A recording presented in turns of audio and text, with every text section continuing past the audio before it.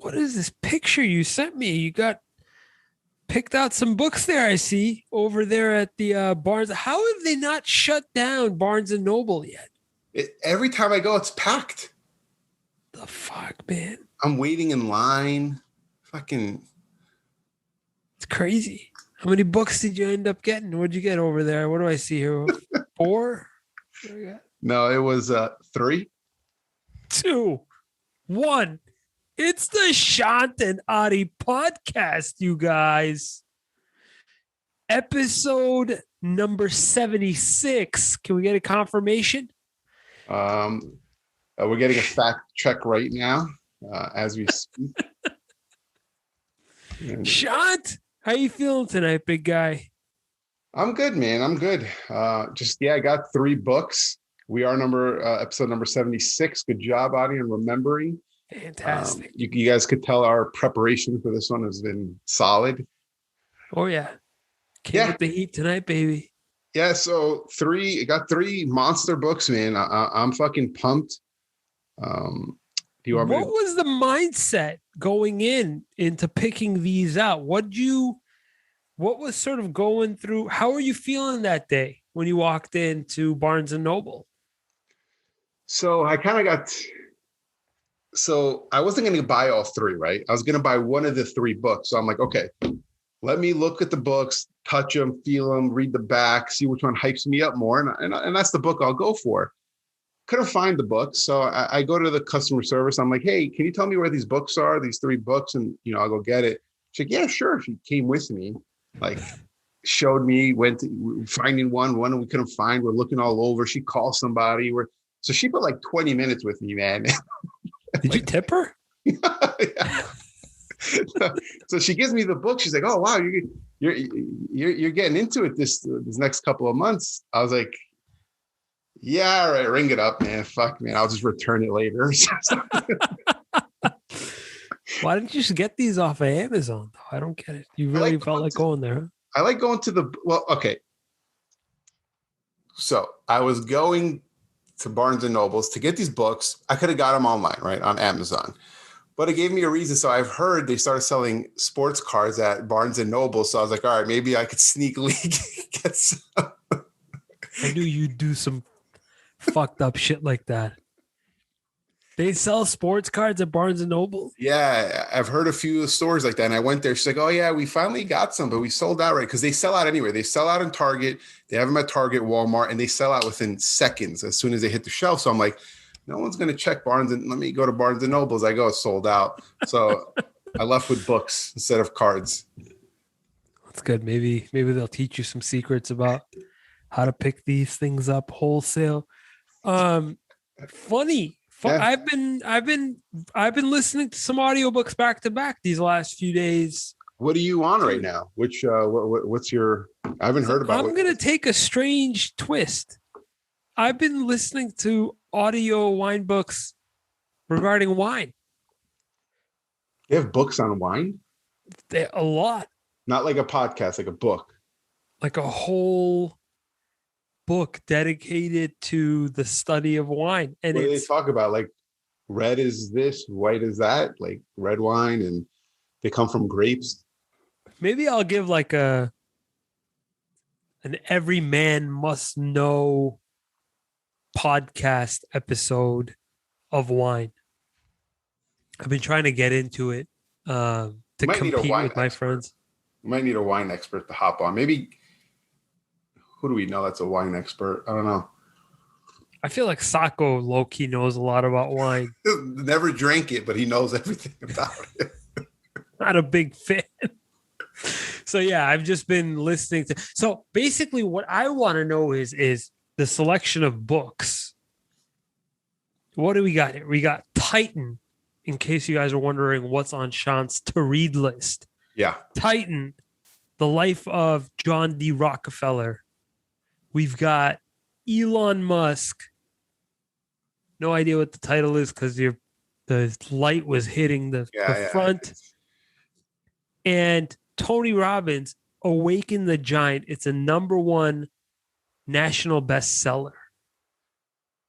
What made you get these 3 books? What was the reasoning, the logic behind them? Was it a recommendation, or were they 3 people that you just do hold to a very high regard?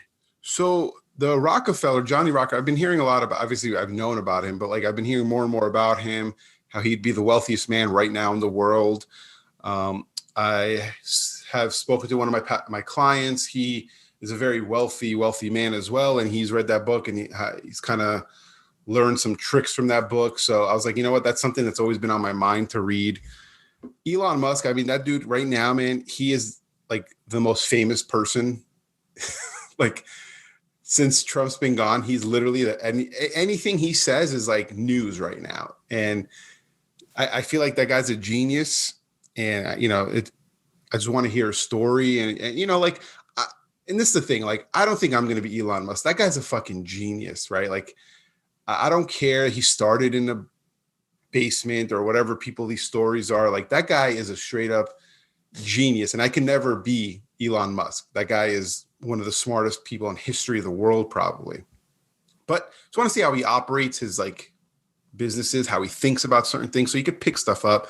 And Tony Robbins, I've never read a Tony Robbins book, so I was like, you know what? I think that's one of his most famous books. So let me hop on to Tony Robbins. I've always listened to him. I like his stuff. He's the kind of the guru of self-development, right? Everyone copies whatever he has ever said. Any self-development person you guys follow right now, they're all just copying Tony Robbins. Like, that's it.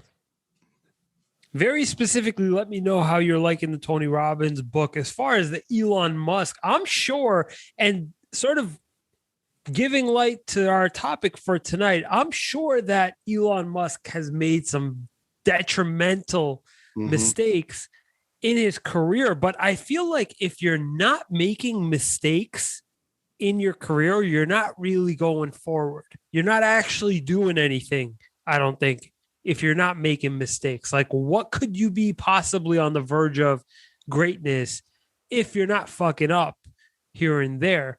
And one of the biggest things that I respect about Elon Musk, something that I really want to hear back from you regarding this book, I guess after you read it, is what is his opinion about mistakes and how big his mistakes have actually been. Because put it this way, like, let me give you an example of somebody that hasn't really made all too many mistakes, I don't think, but has learned probably a lot throughout his life. Is probably like, relative to like probably Elon Musk, is probably Warren Buffett. Mm-hmm. He probably has made some micro mistakes, but he's probably been very, very calculative in his approach. That's just my opinion. He's probably very old school, very traditional mindset, makes small incremental investments and keep on reinvesting. It's not one of the types of people like we see a lot. We hear a lot of people who hit the pinnacle, so much success, lose it all, which is obviously a business mistake. And we're going to talk about our top 3 mistakes we've made in business. Great segue, Adi, about Elon Musk. So, yeah, I don't think Warren Buffett has made mistakes where like he's at the top, he lost everything and had to start back over. So, yeah, I haven't made that kind of mistake yet either. I say yet, right? Because you never know. I don't think you've made that kind of mistake yet, but I think we've made micro mistakes that have limited us probably. Yeah. And operating within the fear of a macro mistake. So it's just a strange dynamic. You make a bunch of small mistakes, and what I'm referring to is, when I say micro mistakes, are basically the mistakes that make up whatever we actually have been making mistakes in our line of work, that it could have been a lot worse. And come to think of it, the mistakes we haven't made yet are the actual mistake. Maybe, perhaps, mistakes that we haven't made yet could be the actual mistake that we're making by not making the mistake. Yeah, try to repeat that again. On words. Yeah, try to repeat that again. So yeah, today's episode, we're going to talk about 3 three of our biggest mistakes in business in our young business career, right? We're not 20-year veterans here. We're still building. We're in the build. I think we're both in the building process, right? We're not in the We're very startup. young wine. Yeah, we're not in the what are we, 2016 wine? Red from Argentina. Oh yeah. I love Argentinian wine, by the way. Spicy. Yeah. So we're not in the startup stage. I think we're past startup, right? Yeah, I would say not, so. We're not in the stage where we've made it. I think we're in the build up stage, right? We're building right now, our businesses. So, I think we've made some mistakes, and I think we should talk about our top three, man. So how do you want to do this? Should we do one, top? No, I'm just going to hit you with my first one. How about that? Yeah, you go first. I go next. You go. We'll do it like that. We've done that in the past, and I think that's been good. So yeah, hit me with your first mistake. Any Armenian that's listening to this right now is guarantee you they're just nodding their head in agreement. You're giving too many fucking discounts. You're not charging enough, or you felt bad charging. Why? Why is they came to you to do business? They're coming to me to do business. They want to see me succeed, yet I don't want to charge, or I feel bad charging, or I feel the need to give a fucking discount. This is the cancer of being in business as an Armenian, doing business with Armenians, is feeling the need to have to discount anything without even anyone mentioning anything. It's just like give them a discount. Yeah. God damn it. No one asked for a discount. Nobody mentioned. Nobody's pretending. Like, it's just in our blood. I think I'm curious to know if, I think other races are the same, other nationalities. I'm pretty sure it's pretty common, but like the funny thing is Armenians, we feel like we have to give the discounts. And then the people on the other end feel like they deserve a fucking discount, especially Armenians. Like you can't feel completely comfortable with the first price. And even then, that you got to make it so that they know that you're giving them a special price. This is not for everybody. Too, like, hey, I'm taking care of you. Whatever that means. It's I wish I could put that in mind. That's my top three too, man. Like it's a sickness. It's a sickness. I'm telling you, my dad will get pissed off at me for doing it. But if you were to send him out there, I'll give you 10% off. And then I'm sure when your dad goes places, he expects a discount too. Oh yeah. Are you kidding me? Like, I'm offended. Charge me full price. He leaves Yelp reviews. Charge me full price. Yeah. So I just it's a bad habit to fall in. It's just and didn't we won't mention names, but didn't one of our cousins basically that's what put him out of business. Poor guy. Yeah, he just kept on doing work for free. Labor was for free. Yeah, and after a while, like, it's tough, man, but it's so easy to feel like you kind of have to, because, they're like, you feel like they're supporting you, so you have to hook them up. But I don't know, man, it's a tough one. Yeah.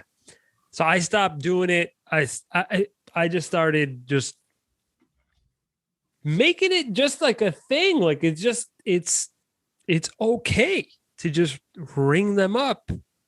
And just that's it. That you just go through the same process as if they were just a regular customer.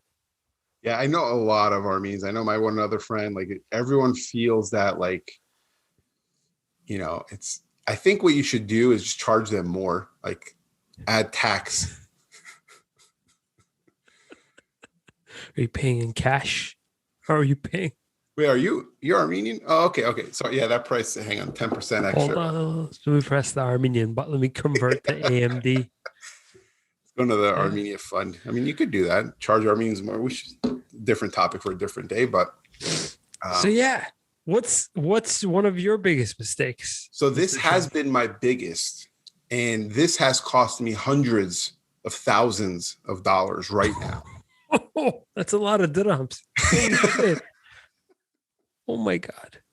It's like 40 million dirhams. And when I say this, it's not that I went from here to zero. It didn't take me to zero, but it's little micro mistakes that ended up being a macro mistake. Yeah. Compounded. Yeah. So it's not when you're about to purchase something, right? When you're about to deal with a vendor, right? When you're about to purchase your business, start your business, and you don't project future appreciation, future value of what you could add to the business to make it worth more. So, what I mean is, I'll put into your restaurant terms. Let's say you're going to buy a restaurant, right? You're going to buy your Ani takeout, right? Wow. Yeah. So, when you're buying a business, you want to look at comparables, right? What are other businesses making? And maybe there's been a previous sell of a similar business, right? But you want to look at what other businesses are making. And that's what you're going to project. What I was doing is I was projecting what other businesses are making is what I'm going to make.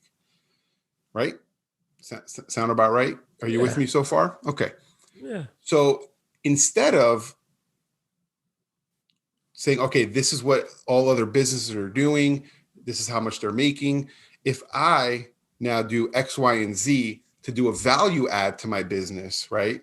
And make it this 10% better, that 10% better, I'm actually going to make 2-3 times more, and my business will be worth more in 10 years rather than like, oh, I'm on the same path as everyone else.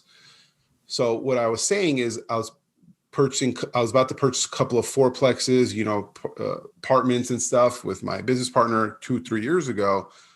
But we were looking at it where, okay, it was priced at like 400,000. And we're like, that's not really worth it. Like the income of this property is not worth 400,000. But what I wasn't in the beginning, before I educated myself, wasn't taking into factors. Okay, you could do a value add to this business where if I do put in washer dryers in the units, if I remodel the units, if I add better parking, if I add better landscaping, I will be able to charge more and my property will be able to be worth more. So those properties that were 375, 380 are now going for 850. Oh yeah, you kind of fucked yourself there. Yeah. So that's what I mean. Hundreds of thousands of dollars by not projecting value adds to my business. Yeah. Does that make sense? Yeah. You basically don't get too upset. These are things that No. you do have to do things that maybe not everybody else is doing. You got to recreate what you're offering. I don't know, like you lived in an apartment complex or sorry, a community that offered what, like discounted Uber rides, Yeah. Constantly had Ubers available right outside. So you didn't actually have to like Call. wait. Yeah. Yeah. So they had value adds all the time. They had fucking pool parties with naked women running around everywhere. That's a value add for somebody like me. Where am I going to get naked women running around my car? I got old ladies. You know what I mean? But the HOA is low. It's like 350. Yeah. So no value add there. Yeah. But yeah, it's value add has been one of the most like things that I've really, really dived into recently. And I think it's applicable to all businesses, man. Just value adding, like whatever you're buying a restaurant, they have a process like, okay, can I add a drive-through to, right? Remember we were Yeah, talking I'm about always that. thinking about crazy shit like Yeah. that. Like we have really, really nice sandwich paper now. Very thick, grease resistant. You know what I mean? That's so Keeps the key. sandwich. That's so key. But yeah, it's all value adds, man. And I've big mistake, but yeah. So my piggybacking off of what you're saying, not just value adds, but playing it a little too safe in business, not taking the risk, staying within the comfort zone, basically maybe to compare to what you're saying, comparing yourself a little bit too much to the comps Mm-hmm. and not taking it to the next level. Setting the market price. Like Right. the market's here. You're like, you know what? I'm going to set the price here. Right. So to put this into practical terms, what I'm talking about right now is, we've been in business doing what we've been doing for 10 plus years, but doing it the same way. And I'm finally ready to step outside of my comfort zone and, open up another place. Now that I'm ready to open up another place, I have a lot of time to think while I'm finding another place. And, it starts to, especially when you have a little bit of time to think, it starts to, make your mind a lot more comfortable opening up to the fact that you will be increasing your liability very, very soon. And you start to become okay with it. I don't know why I haven't really thought about, taking a risk like this yet. I've thought about it. Have I actually said mentally, like, okayed the decision? No, fuck no. Now that I am ready, it's become a lot easier to, ponder the idea without, shaking in your fucking boots. Yeah. Before you were like thinking of fear, like what I don't want to make this mistake. I don't want, but now that you've accepted, you're going to make the move. Now it's like, okay. Even now, if I make the mistake, I've accepted that it's completely possible and it's okay, because at the very least, I'll understand exactly what it will take to succeed. Again, in practical terms, let me give you an example here. Pandemic proofing your business in Boston requires that you be nowhere near the city because nobody lives in the city during the pandemic. Apparently everybody finds a way to break out of their lease and move to somewhere cheaper when things go to shit. So it's really just going to places that income is guaranteed. So put it this way, had I opened up in the city right now, it would have been a fatal mistake. So I know now, in the case of another pandemic, maybe it's best to be in a city like the one that I'm currently in. what if Little lessons. What about if it shifts in the future, not even a pandemic, some other disaster, black swan event, right? This is what they call a black swan event, where it's out of anyone's control. Nobody sees it coming. What if it migrates to the city and then the suburbs are the ones struggling? I just fucked you in the head, huh? I feel like that it would happen in the way that it has happened now, because the city is far more expensive. I just feel like it's a lot more easily manageable. That black swan event that you're talking about is probably a little bit easier of a pill to swallow than the one in Boston, because the rent would be far more expensive. Yeah. Got you. It could last longer. Okay. Way to save that one. So it's really, I've learned that it's okay to make a mistake, especially when you've been in business for so long, because you're not really gambling much. It's not going to put you out of business if you've been in business for this amount of time to make a couple gambles here and there. Nobody's saying to just trust a new employee with the keys tomorrow, see what happens. I'm not saying I'm going to do that, but maybe with an experienced employee, I don't know. All right, my number 2, and we've talked about this on previous episodes a while back. I think you read a book on this, where being too nice, right? And that ate up in the beginning a lot of my time, right? I didn't say no, right? It kind of goes back to giving discounts, right?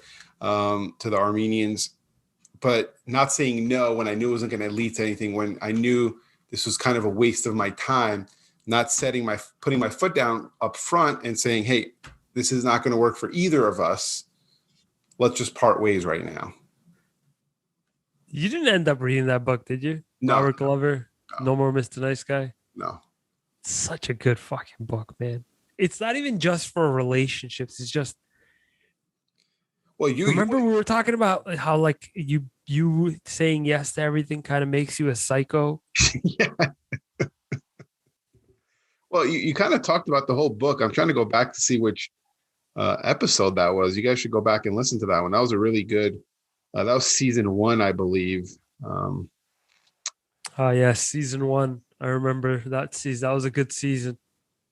but no, so I don't think a lot of people do that, but it's something I've struggled with. I know you've struggled with it, and you know, Wow. So your boy, um, Patrick Bet David, has had the author of this book on his podcast.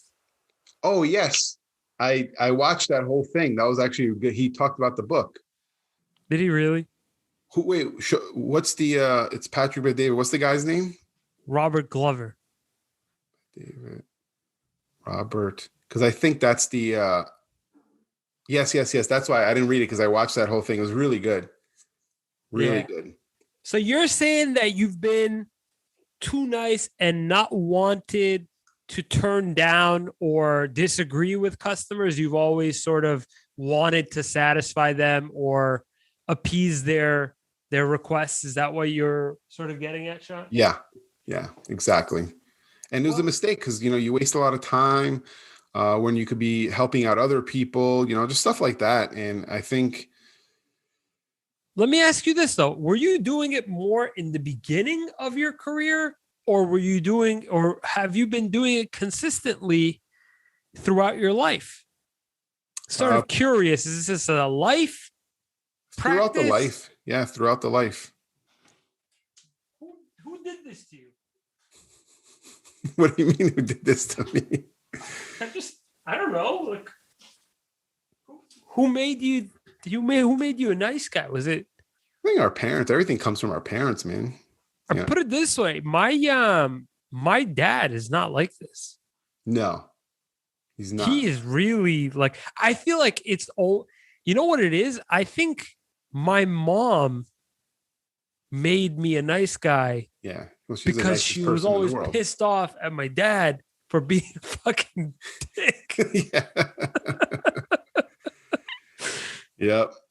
So yeah, I learned to snap out of that as soon as I realized what was actually happening. And I don't think my mom really appreciated it, but probably respects me a lot more now.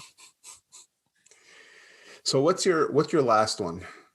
Okay. Shoot. This is key, man, because if you're in business but you actually have employees, you gotta hug them once in a while. You gotta make sure you appreciate them.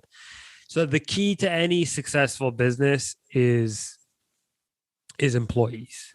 You can't have anything happen correctly if the employee's head isn't on straight when they're at work. And when it's not, when they're doing something, when they're in this sort of like a bad place, like they come into work that day kind of upset or mad or angry or whatever, when they hate their job, it'll really come out that day. So, not taking my employees, not appreciating my employees enough / taking my employees for granted has been a big mistake all these years. And I've been lucky that I've had a few that's just stuck around and taken the sheer abuse. I'm just listening to my fucking audiobook, just not even paying attention to them the whole day. They ask a question, I go, huh? You know what I mean? Like, just what do you want?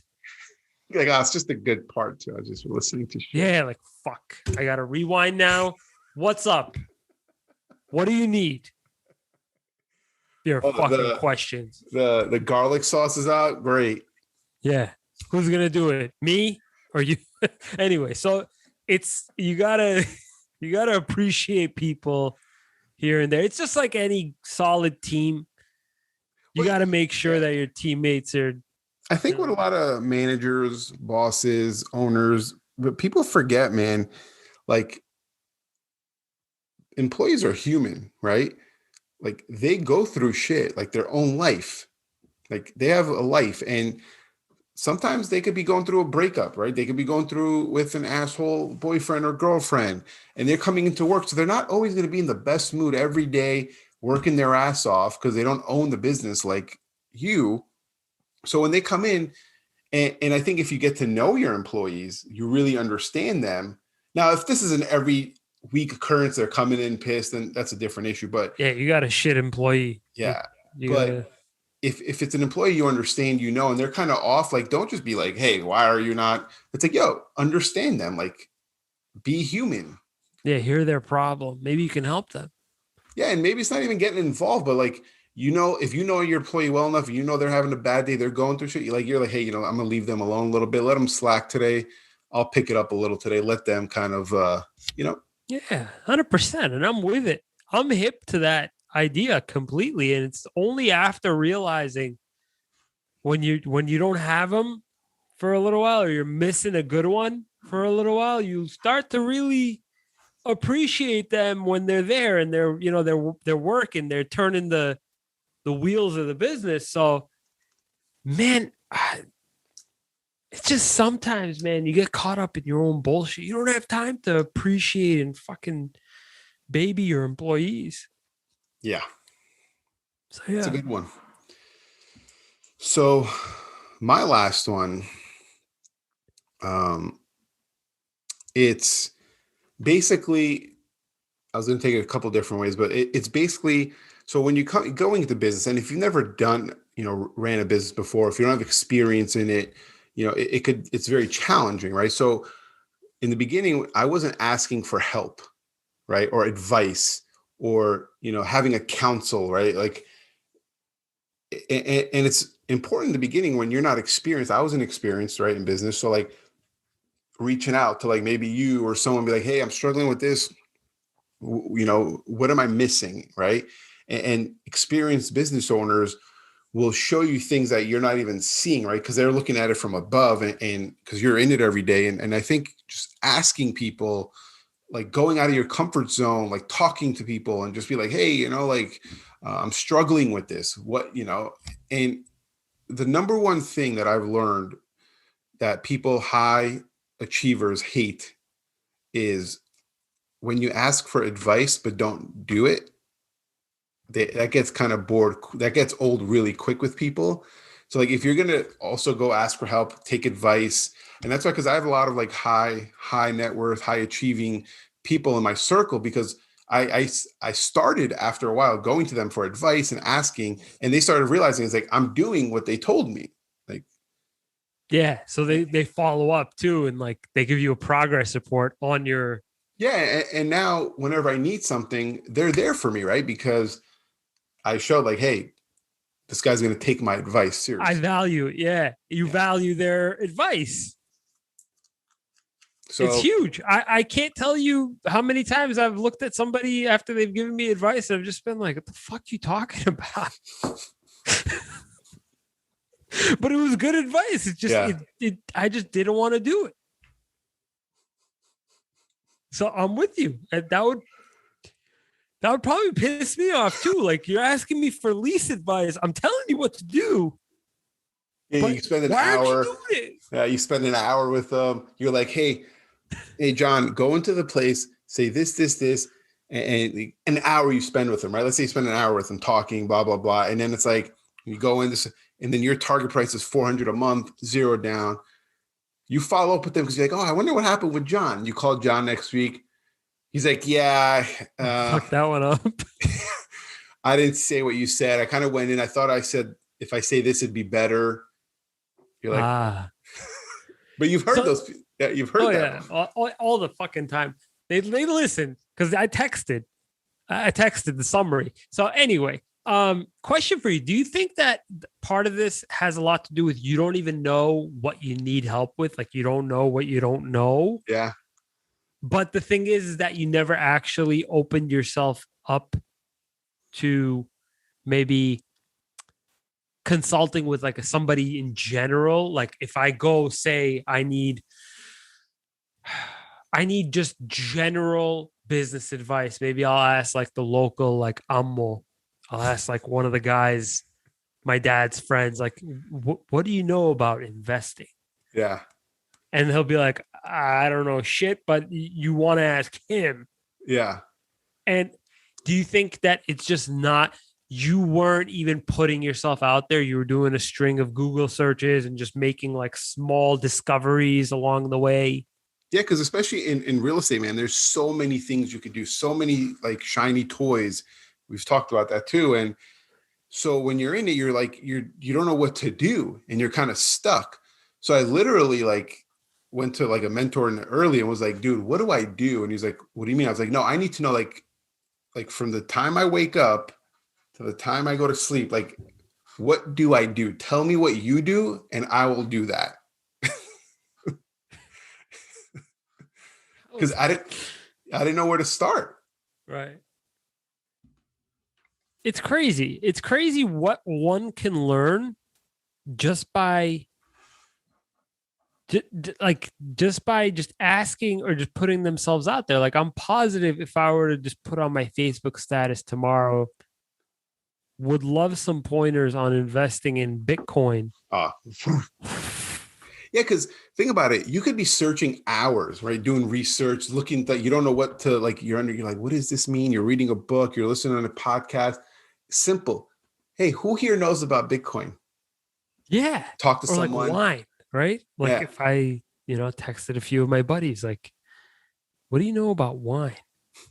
Yeah. And then you'll get some general, okay, now you know where to start. Okay, this is the basics, this is the base. But we get in our own heads, man. Like asking someone for help or just like general questions is fine, man. And I was stuck not doing that in the beginning. And now I have an issue. Like I'll hit up 3-4 people like, hey. You got into a habit of asking for too much, and maybe you have too much information on a particular subject sometimes. Yeah. But that's not a bad thing either. It's like, all right, what seems to be the most prevalent in the advice that I'm getting? So I have that problem as well. I don't want people to know about my ignorance. And that's a very, very, apparently, according to my father, that's a very, very bad thing, is that you refuse to let somebody else know just how ignorant you are by not asking questions, but you let them discover how ignorant you are by not realizing that they're discovering how ignorant you are. So instead of laying it out flat on the table, hey, I'm fucking ignorant, here's my question, you would rather tiptoe around and have them know you're ignorant without you knowing that they know you're a fucking moron. Yeah. Anyway. So I went to a restaurant with my girlfriend, Natalie. Natalie, if you're listening to this, miss you. So went to a Betty, I miss you, Betty. She's right there. So I went to a French restaurant this past Saturday, ordered some wine. This is after I got done the first. Hang on. When did you plan you were going to a French restaurant? Like the day before I finished the wine book. And so, I thought to myself, I'm like, I really want you were like, all right, I booked a French restaurant. My girlfriend wants to go to a French restaurant. Hang on, let me read a book on wine. So when I get there, I know what the hell I'm talking about. No, this is not the first French restaurant I've been to either. Okay. But I came in with the heat this time. I came in, had a slight French accent when I said hello. Hello. And the waitress asked me if I spoke French, and I go, no. You're like, no. You're like, no. Natalie at one point got worried because I was swirling my glass to aerate the wine, and she was getting anxiety. She was just, she was talking, and she just stopped because she had to look at the wine because she had a feeling that maybe I was going to spill it all over because I was swirling it like a fucking tornado, trying to get air into it. And the people to the left and right, you could tell like they kind of made them uncomfortable too. Yeah. It's just like vigorous. So anyway, I probably look like a moron that night is my whole point. And I didn't realize just how ignorant I was looking. I should have probably asked a couple questions to the fucking waitress. Like, does this need decanting? Do I actually need to aerate it? It happened to me. So I was buying expensive wine for a client, right? And for as a closing gift. And I was at the wine store, and I don't know what the hell's going on, but the lady was like, you know, you got to do this. Like, she kind of started breaking me down on some wine stuff, and I was like, okay, cool. Like, I was like, should keep this in a dark place, temperature, you know, like she started going on, like, you know, the wine, how you're supposed to keep it out of direct sunlight. So I got that gift bottle. And then that day I was like, oh, let me get a nice bottle of wine and, you know, try out this kind of different tastes and stuff. So I put the wine in the pantry, dark, right? Close the door, close the light in there, have the house temperature a little cooler, right? Try to keep it, you know, cool. Yeah, keep it around 65, I left, 70. I come home, I see the wine in the fridge. And I go to Betty, I'm like, what are you doing? She's like, I like my wine cold. I'm like, that's not how you drink wine. Wine, you're supposed. And then she's like, Oh, why? baby. And I'm like, I don't know. But the lady said, she's like, That's funny as fuck. I love that. I'm like yelling at her, like, why do you do this to the wine? It's ruined now. And she's like, why is it ruined? I'm like, I don't know. So I have the reason why. Tell me. So I could tell her. Yeah, you should. The tannins of the wine, the skin of the grape gets very, very dense when the wine is too cold. And especially when it's a red, it needs to be room temperature so everything sort of softens and mellows out in your mouth as opposed to being sort of chunky. Mm-hmm. Wine is a very, very temperature sensitive object. It's the latest. Very, very temperature sensitive. Yeah, and I was like, I started looking up wine fridges and shit. And Betty's like, you don't even fucking drink wine. I'm like, you just get into it. Isn't it addicting? Yeah, like, I have one bottle. I need to keep it cool, okay? a $7 bottle of wine. It's interesting though. Wine is interesting. Oh yeah. So I've been on a binge. I haven't been drinking.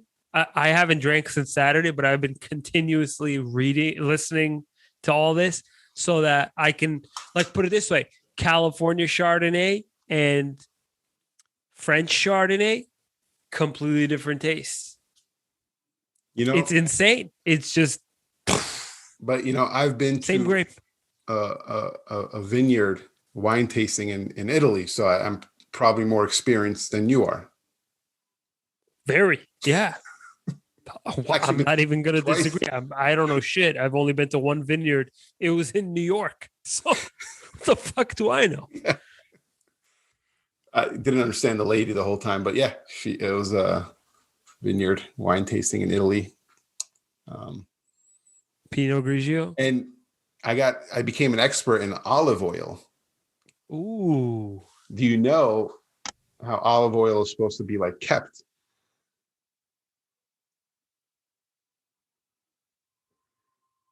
Hold on. Do I know what? How olive oil is supposed to be kept? Like, how do you like package? Like, oh no. How do you so it's supposed to be in thick glass. Like, so when you see it at the store, and you guys are learning a lot on this podcast right now from wine and olive oil. So the olive oil needs to be in a thick, dark glass, right? So like you see like the light ones, like clear glass, like that's not good for the olive oil. What about plastic? Plastic. Terrible. And then there's certain designations on the glass, as far as like on the sticker of like cold pressed, the date, you know, if it was made, not made, or what's it called? I forgot what it was. Within a year, you want it within a year. And certain designations as far as like FDA approved and shit, but like in the olive oil business to really tell if it's a good quality olive oil. You're talking specifically Italian olive oil, or No, you're no, talking like in general? You in want general, it United doesn't States? matter where it's from. Doesn't matter where it's I from. see. Greece has some really good olive oils.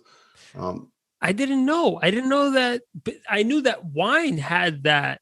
Yeah, the Did you same know that thing. wine had that? Yeah, So yeah, I knew that wine had that. I same. didn't know that. That's crazy.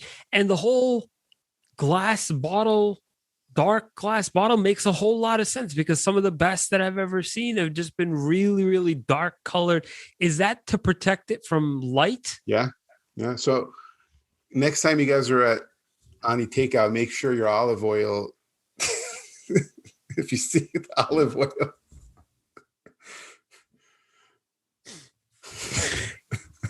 Oh man, he's gonna get us in trouble one day. This I'll guy, leave you a bad review. Like the olive oil was in a clear plastic bottle. fucking guy, this guy. So yeah.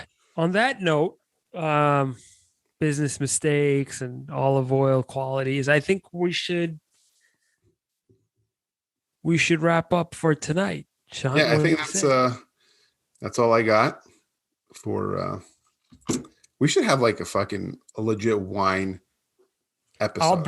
I'll bring some more information on wine I feel for like next week's Anton knows episode. about wine. Doesn't he know about wine? He is the reason why. It was one particular incident at dinner 2 weeks ago that made me want to compete with him on wine. I asked him, he said, I'm about to order this wine. It's a really, really good wine.